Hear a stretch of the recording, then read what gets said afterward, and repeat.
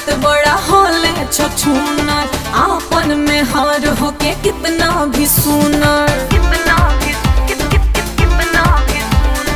मर्द के जात बड़ा होले छछूनर, आपन में हार होके कितना भी सुनर, बाकी दूसरा के कोठी में हरबे करी। जब मरद से हो जब मरद से में हरी लड़बे करी, तब जब हरी मरबे करी। जब मरद से में हरी लड़बे करी, तब जब हरी मरबे करी।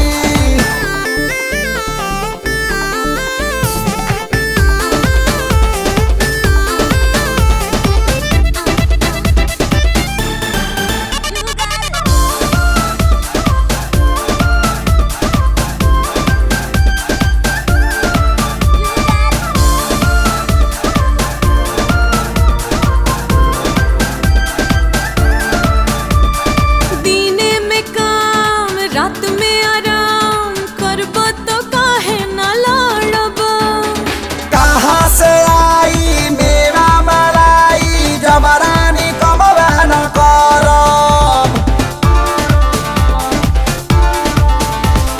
मेवा मलाई रुपया न चाही, बस चाही हमरा के प्यार हो।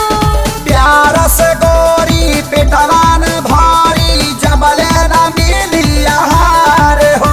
ऐसन बतिया से केहू भी जरबे करी। जब मरद से हो जब मरद से में हरी लड़बे करी, तब जब हरी मरबे करी। जब मरद से में हरी लड़बे करी, तब जब हरी मरबे करी।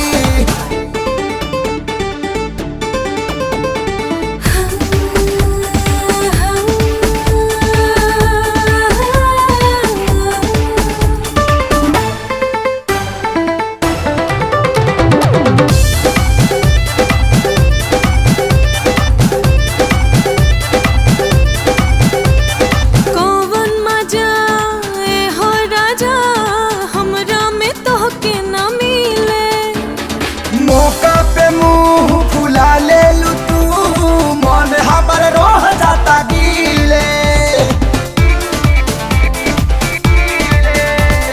खातू कसम में हो सनम, दिखवा ना दूसरा के ओरी। रुसिहाना तू दांत पिसिहाना तू, जब हम करब जोरा जोरी। टाइम देबा तो सब कुछ करबे करी। जब मरद से में हरी लड़बे करी, तब जब हरी मरबे करी। जब मरद से में हरी लड़बे करी, तब जब हरी मरबे करी।